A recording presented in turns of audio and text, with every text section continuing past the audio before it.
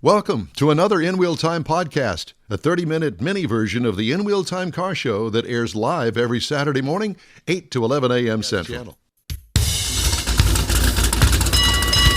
It's the In Wheel Time car talk show. Coming up, unique Father's Day gifts in the form of mostly unique vehicles. Oh. You're going to love this.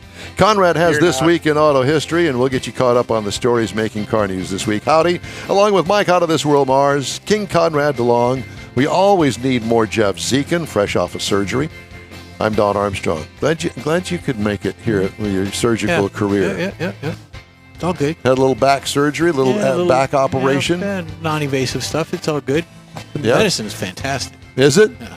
Well, I've been asking him to share, but he doesn't. He didn't bring any with him. I know a guy. I know you too. Okay. Well, we're going to move right along here, and I am going to introduce you to a fellow by the name of Greg Berry, and he is with a company called MuniciBid. All right. And Greg, and so I don't screw this all up. Basically, what this is an auction site. Correct. Good morning, guys. Great to be with you. Hey, thank you very much for joining us. Am I right? It's an auction site.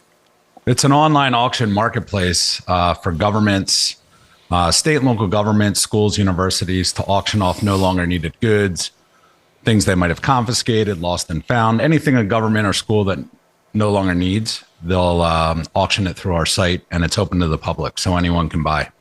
Oh, my God. So that opens up this segment of our show where it's used vehicle mayhem because we're talking about things like a H1 Hummer, a fire truck, a police car, or an ambulance. And I understand that one guy bought an ambulance off of your site, then turned it into a camper that he's calling the Campulance. Yeah, funny. It's interesting what we see. What we see people do with these ambulances and other vehicles. We had another guy up in New England transform it into a tailgate vehicle, and the stretcher is what holds the grill. So it's kind of cool. That's beautiful. It is absolutely. And the obviously the first thing that came to my mind, as a kid growing up, I remember being a Cub Scout, and the den mother took us to the local firehouse, and we got to see the fire truck up close, and the firemen were there showing us this and showing us that. And this particular firehouse had a fire pole. Now, they wouldn't let us go down it, but you could look down there and see how the thing operated, and had some sort of a bag underneath it. So, So you didn't break an ankle on the way down? Well, so the exhaust from the vehicles didn't go up to where they were sleeping upstairs. But anyway, all I can think of was one of the car shows that I watched, they were trying to get an old fire truck to actually work again as far as its pump was concerned. This thing hasn't seen a water hose attached to it in 50 years. So it's all rusted up. And all I could think of was, you know what? How cool. Buy one that's kind of stripped down, because a lot of municipalities sell those things where they've taken the hoses off and things that they can use on other equipment. So it's kind of semi-stripped down, but it's still a fire truck. And I assume that the price is proportionate to what you get. So in other words, a great big, 120-foot ladder truck that swivels in the middle to go around corners would be a little bit pricier than just a regular engine. That's true. Yeah, it's interesting. People buy these fire trucks for all sorts of reasons. We see a lot of times farmers buy them, the pumpers, to use for water throughout irrigation, the farm. We have irrigation, and then we have people that collect them. We have other fire departments that will buy certain fire trucks to use them just in parades only. But you're right, the prices really do range depending on year, make, model, condition, type. It's really kind of all over the place. Unfortunately, the market is pretty saturated with fire trucks, fire apparatus, and it's like, all right, who's buying these? So that drives the price down a little bit on the fire trucks, especially, they're buying these trucks for, in some cases, $1 million or more, using them for 20, 30 years. And then sometimes they're lucky to get 25 grand for them. at the end of that life, even though they were $1 million, just because of the market conditions with so many fire trucks out there. Do you see fire trucks going from one one municipality to another, or a volunteer fire department? Do you see that? It's not typical, because usually when the fire trucks are sold, they're kind of at the end of their life, and they can't be recertified for use. So that's kind of another issue. But if they are certified for use, then yeah, we do see that. But it's kind of rare once fire departments tend to not sell fire trucks until they're kind of at the end of the life. And end of life, you're talking about where the pump doesn't work, or it's leaking really bad and the engine is smoking to beat the band, that kind of thing? I mean, it might still be in fine operating condition, but it's time for a new one, basically. Gotcha. And so and the old one might run fine. It's just not serviceable for what they all need. I can think of is that, and they're funded by the taxpayers, so they got unlimited funds. Well, all I can think of is the fact that, here's a fire truck that was built in 1970 and put in service that year, and here we are, 50 years later, and the technology is grown leaps and bounds, I would assume, in fire trucks as well. Mm-hmm. And you mentioned something about certification. Is that something that they have to go through to be used? Yes. Yeah, it is. So, and I'm on your website right now, and I've already posted it on our social media, is you sell more than just vehicles. You've got appliances, building supplies, computer and governmental IT stuff, Yeah, it's pretty much anything. I mean, vehicles is certainly our number one category, followed by heavy equipment. And then it kind of is everything from there: sailboats, airplanes, land, kitchen equipment, land equipment. Yeah. That is so. Are you the original creator of MuniciBid? Yeah, I founded MuniciBid in 2006. Wow. Well, I apparently you're doing okay, because I would imagine that most municipalities use your service. Yeah, we serve a little over 6,000 governments across the country, and still growing quite a bit. I mean, over last year we've added over 600 more governments, and we're on pace to do that again this year. So it's been great. And I think it just comes down to really our customer service and the results that we're able to provide to the governments, but also making it super easy for the public to find these items and to bid on them. It's a lot more convenient than the old ways of doing it, where you'd have to go down, if you wanted to bid on this old police car, you'd have to go down to the township building or town hall and fill out a bunch of paperwork. And then for the town, they would end up with two lowball bidders, and they'll just take the next the highest of the lowball bidders. So that's why I started MuniciBid. We had I was serving on a town council, and I saw how we were having trouble selling surplus for a true market value instead of the pennies on the dollar. So we sold a $3,000 police car for like $300. And then the next agenda item, we're arguing over $1,000. I'm like, wait a second, we just gave away $3,000.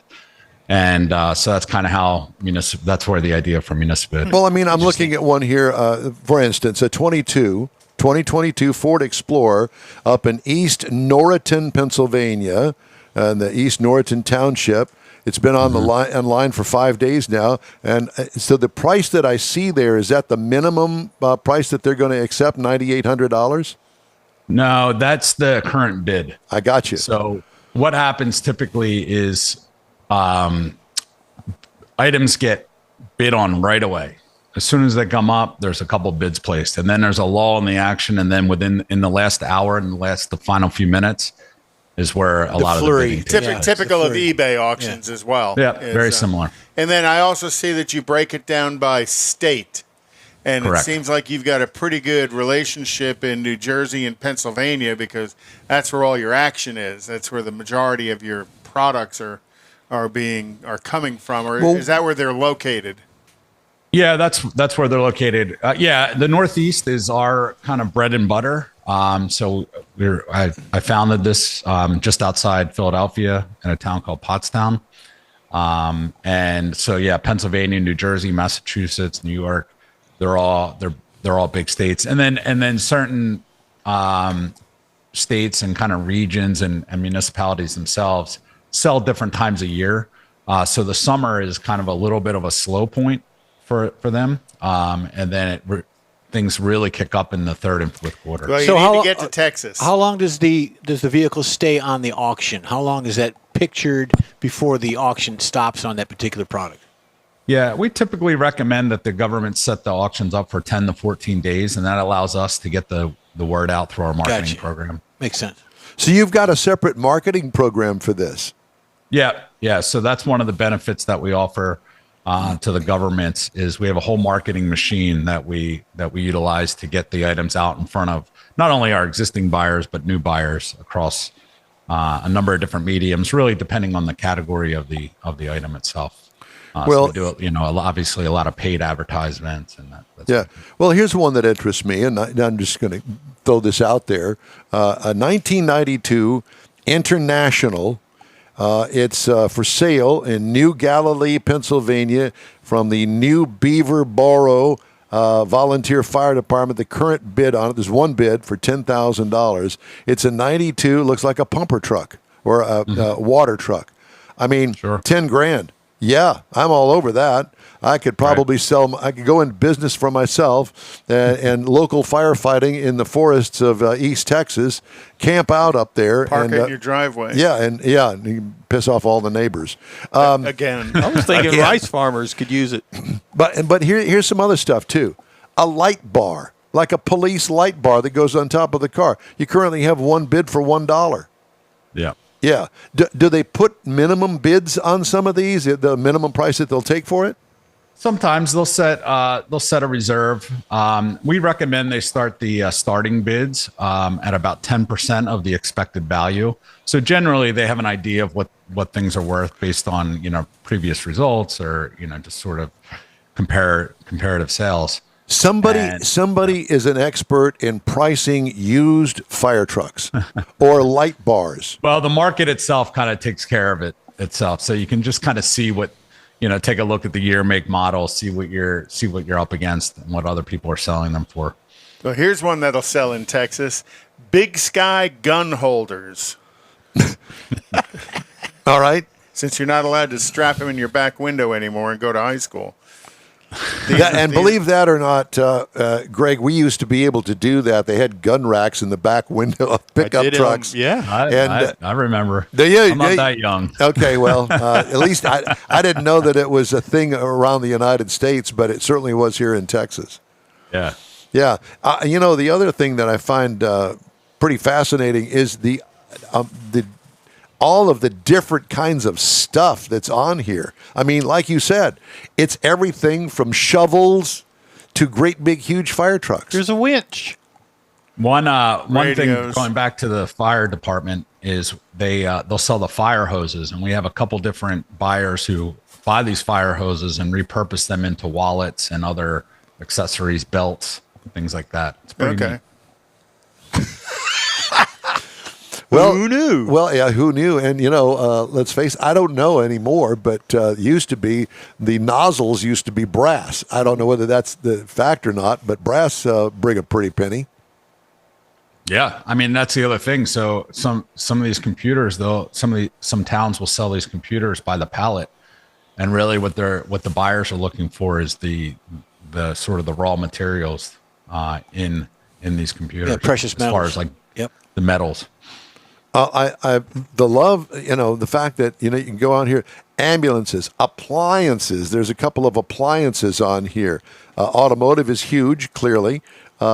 Building supplies. You want a mop bucket? I guess you could find that. Police and fire, parks and rec. All sorts of different categories on here. And you can also go on and look at completed auctions, which is kind of where you can kind of get what stuff sells for. 2004 Ford Expedition in Beaver, Pennsylvania, sold for $2,275. I'm in. Yeah, I mean, how bad can it be, Well, I find it fascinating. So how come Texas isn't on here? Are you looking for bidders and suppliers down here in Texas? Yeah, we have a couple dozen agencies in Texas. It's not one of our bigger states, but yeah, we have buyers all across, millions of buyers all across the country that we market to. How does the shipping work? It's pretty much all pickup only. Ah. So, in other words, get your 18-wheeler and load up that great, Trailer. big, huge fire truck right. on there and bring it on down. Or drive it. Or drive it. There you go. Yeah, Pennsylvania to I'm Houston. sure that'd yeah. that'd be good fuel economy. Just turn the siren on. You'll get here quicker. To that end, they in certain cases, depending on the buyer, they'll remove the sirens. And fire trucks, they tend to keep the lights on. But with police cars, they remove the lights and sirens for sure. That's okay. It's kind of like the Blues Brothers. But then you can buy them Yeah, separately. but you got to put the which big is funny. megaphone on the. That's on not that you know what that was, don't you? Ghostbusters. The big megaphone, that was the siren. tornado siren. Not tornado. It was the nuclear blast siren that used to go off at noon on Fridays at the schools around the world. Yeah, duck and cover. You're old Come on, enough to man. know that. Yeah. Yeah, shut up. We don't even Okay. go there. Well, great Father's Day gifts. Do you give out, if you buy something on there, can you create some sort of a gift certificate for me to use to give to Dad? Sure. We could certainly do that for you. Okay, well, I appreciate Here's it. what Conrad needs: the Chevy Tahoe push bar bar. to put on the front of his GMC. There you go. It's only $130. that Yeah. thing's got to weigh 600 pounds. Yeah, that's it. Greg Berry with MuniciBid. It's been so much fun. We really appreciate it. I know it's a serious business, and it's just great to get on there and surf your website with all of the weird stuff that is on there. Yeah, thank you so much. This has been fun. Yeah, I'd well- love to come back anytime. If you got something really unusual or different, be sure and give us a call, and let's get you back on. Christmas. All right. Christmas. We talked to him again about Christmas, Let's- potential That's right. Christmas We'll have gifts. some Christmas gifts for you. so The jaws of life for Christmas. Jaws. in case Don cooked your Christmas turkey. That's right. You need the jaws of life. to And then carve we'll it. sell you a fire truck to put the Christmas tree the fire fire out. Put the house out, right? So we do a show at Autorama for Thanksgiving, and then we start our Christmas stuff the weekend after Thanksgiving. We'll get a hold of you the first part of December. Yeah, there. don't be going on vacation on us now, because we'll track right. you down. This will be fun. Sounds good. I'm here. Greg, thanks again, man. All right. Thank you, guys. Yep. Greg Berry. The company is called MuniciBid, as in municipal bidding, but Bidding, right. Stuff MuniciBid. on here. I know. There's some great stuff on here. An 83 K30 4-wheel drive for a. That bidding's already closed on that You one. know what? You could be his Texas connection. It's right. That's it. All right. So thank you very much. Hey, if you want to get in touch with us anytime, just shoot us an email. Our address here is info@inwheeltime.com. Time now for This Week in Auto History. Conrad has that. And we're glad that it's not confused with either events or cruise-ins. Oh, shut up. In 1903, Stanley Steamer received a patent for a steam motor vehicle, an arrangement of engine on axle and housing. Flat Stanley. Well, no, it wasn't Flat Stanley. It was Steamy Stanley. They went over 100 miles an hour in this This is a thing. Can you different believe movie. that? 100 miles an hour. And then And you could punk probably glasses. find it on MuniciBid this afternoon. That's right. And then in 1947, Saab introduced its first car, the Saab prototype. Saab was primarily a supplier of military aircraft before and during World War II. With the It end was of the ugly war. today, and it was ugly Look, then. it's got lounge chairs for But- seats.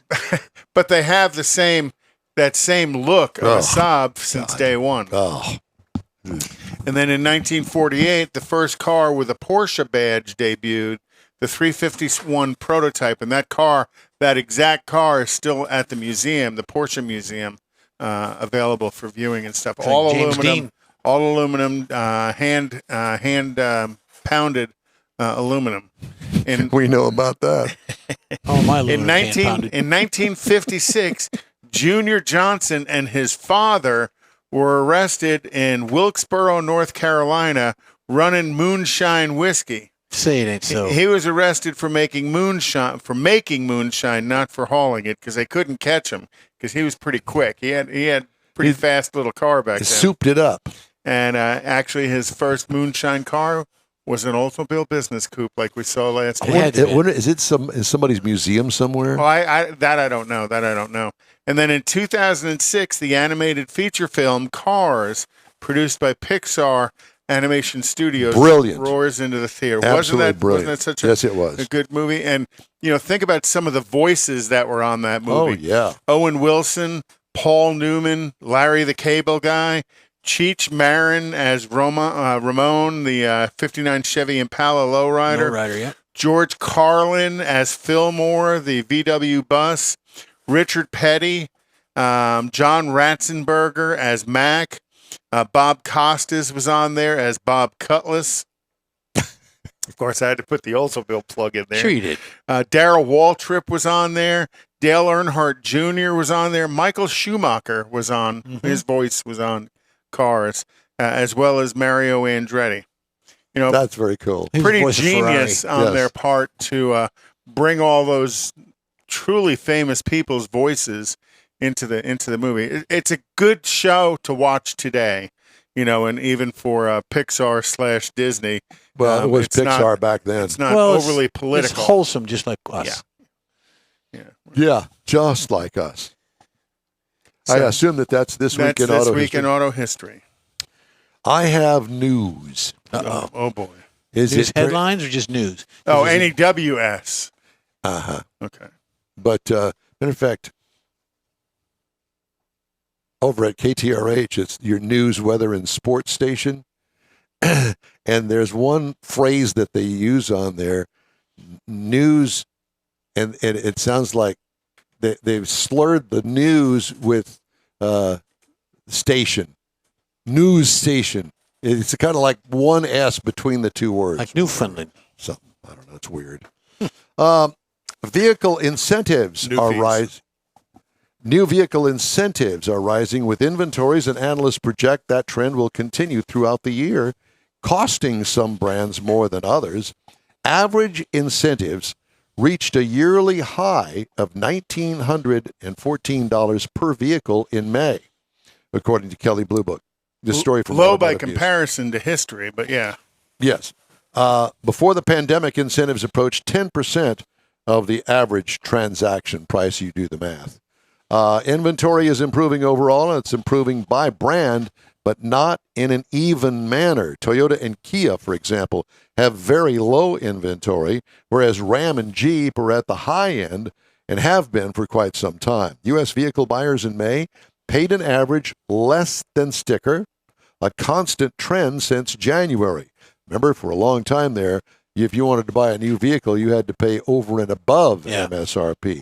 Average price new car buyers in May paid was less than $410 below sticker, but at least it was below. That's a sharp contrast to May of 22, when the average transaction price was $637 more than the sticker price. I thought that these were interesting. Yep. Consumers in May paid an average of $44,960 for a non-luxury vehicle, up $158 from April. Ford and Kia had the highest non-luxury transaction prices, selling at more than 3% over sticker in May, according to Kelley Blue Book. That story from Automotive News. I'm still wandering through municipal. I know, yeah. We need to buy an ambulance and make it the mobile studio. That would be cool. Mars is the one with the deep pockets. You know, just buy it. How much is it? Well, they sold a 1997 Ford F-250 ambulance, sold for $5,000. Mars, you can't even buy a computer for $5,000. I'll beat that. They sold a 2011 Ford ambulance for $751. The current bid is $751. No, sold. This is sold. No, this ends in 14 days. Oh. Yeah. But it's got the tallback to where we can put chairs and stuff in there, just like you see the FBI using when they surveil people they're not supposed to. Kind of like, the kid did that I went to high school with in the Ford Econoline van that had nothing in the back except folding webbed Kmart chairs that slid all over the back. We could go on a road trip. I had one of those vans. Did you? Well, not the van, but the ambulance. Cheech and Chong, the big bamboo. And if we roll that thing in a New York Times newspaper, smoke it for weeks. Mars, I'm thinking. No, we don't think Mars. You just stay right there. That would work. That would work. It would work. We'd have to go. We've got to go to Pennsylvania to get it. I'll bet you we could find one around here. Oh yeah, we pay for shipping. You know, up at No, we don't 290 in Beltway, there's Do it a as a road graveyard. trip. There's a graveyard for Houston Fire Department up there, 290 in Beltway. Really? Yep. Well, there you go. Let's go up It's off there. of Old Homestead Highway Let's in go up Beltway. there and rummage around. But some See of what these we can things are find. burned out, We flooded can out. send Michael Wooding up there to do a true value on it. An appraisal. Uh-huh. The What? the What are you in-wheel thinking? time I'm Just thinking- say what you're I'm thinking, you know how cool that would be not to have to unpack this place and go pack it up and set it up and come back. Yeah, Just bring but some you still cables gotta out. wire it once. And we'll get John Gray to wrap it for us. Ooh. But it would have to retain the ambulance yeah. motif. Yeah. Yeah, because we're on the road to Change the lights to rainbow colors. When you no, when we're you no rainbow thing here. when you No. listen to In-Wheel Time, we'll put you in the hospital. Take the ambulance. That's right. And If you don't listen. and I'll bet you on the website we could buy from some municipality somewhere a straitjacket. Yeah. And we'd cart you off in the straitjacket. And then on the side of it, we can have a little barbecue. A Little carb- grill. a carb- Like a food truck. You know, Yeah. the window drops down. A barbecue. Yeah. barbecue. Mhm. See them all the time. Oh my gosh! Well, I see that we've got the juices flowing, and we're going to have to call Greg back and say, Greg, Watch where you step. that's right. I've got a great DeLorean story that I'm going to do next hour, and it's kind of exciting for me anyway. I'm a big DeLorean fan. Well, they're about to launch the new all-electric DeLorean. And they've picked an ad agency, a boutique ad agency in Austin. So we've got all the stoners over there coming up with all these Awesome. ideas. I'm liking it. Yeah. And it's only going to go 88 miles an hour. Yeah. Well, and before it disappears in Before a it flash of disappears, lightning. right? Mhm. All right. All right, friends. This has been a good, fun segment. Time now for a quick break. We'll be right back. You're on the In-Wheel Time Car Talk Show on iHeartRadio. Everyone at the Tailpipes and Tacos Cruise In at the Lupi Tortilla Tex-Mex in Katy, thank you for participating in the best cruise in around and look forward to seeing you again. You'll hear about the next cruise in date right here on In-Wheel Time. Next time you're in the West Houston Energy Corridor area, be sure and stop in at the original Lupi Tortilla Tex-Mex at I-10 and Highway 6 or the Katy location on the Grand Parkway at Kingsland Boulevard. When passing through Beaumont or College Station, stop in and have Lupi's award-winning beef fajitas and frozen margaritas. There's always a celebration at Lupi Tortilla. Lupi Tortilla founder Stan Holt and his wife Sheila are winning racers on the NHRA drag racing circuit and have a collection of hot rods and classics that everyone appreciates. Look for them at the next Tailpipes and Tacos Cruise In. The date will be announced soon and will once again be held at the Lupi Tortilla Tex-Mex on 99 and Kingsland Boulevard, just south of I-10 and Katy. We'll give you all the details right here on the In-Wheel Time Car Talk Show and online. Donations benefit God's Garage. We'll see you then. You own a car you love. Well, why not let Gulf Coast Auto Shield protect it? Houstonian John Gray invites you to his state-of-the-art facility to introduce you to his specialist team of auto enthusiasts. We promise you'll be impressed. Whether you're looking to massage your original paint to a like-new appearance, apply a ceramic coating, install a paint protection film, nano-ceramic window tint, or new windshield protection called ExoShield, Gulf Coast Auto Shield is where Houston's car people go. Curbed your wheels? Instead of buying new, why not have them repaired? How about a professionally installed radar detector? Gulf Coast Auto Shield does that too. Get a peek inside the shop and look at the services offered by getting online and heading to gcautoshield.com. Better yet, stop by their facility at 11275 South Sam Houston Tollway, just south of the Southwest Freeway, and get a personal tour. Gulf Coast Auto Shield is your place to go for all things exterior. Call them today, 832-930-5655 or gcautoshield.com. The award-winning In-Wheel Time Car Talk Show is available on the most popular podcast channels out there in 30-minute episodes. We realize our 3-hour live show can be difficult to catch in its entirety, so now you can listen every day to a convenient, fresh 30-minute episode. Check us out on Apple Podcasts, Spotify, Google Podcasts, Amazon Music, and Audible, along with a dozen more. In-Wheel Time has the most informative automotive guest interviews and new car reviews, along with popular features including Conrad's Car Clinic and This Week in Auto History, along with automotive news headlines. Our live broadcast airs every Saturday, 8 to 11 Central on InWheelTime.com, the iHeart app, and on YouTube. Be sure to say hello when we're broadcasting from the Tailpipes and Tacos Cruise In, Autorama, and the Houston Auto Show, among others. Now, it's easier than ever to hear about all things automotive all week long. You're invited to join fellow car enthusiasts in becoming part of the ever-growing In-Wheel Time Car Talk family. Don't forget those 30-minute podcast episodes on your favorite podcast channel. That's it for this podcast episode of the In Wheel Time Car Show. I'm Don Armstrong, inviting you to join us for our live show every Saturday morning, 8 to 11 a.m. Central on Facebook, YouTube, Twitch, and our InWheelTime.com website. Podcasts are available on Apple Podcasts, Spotify, Stitcher, iHeart Podcast, Podcast Addict, TuneIn, Pandora, and Amazon Music. Keep listening, and we'll see you soon.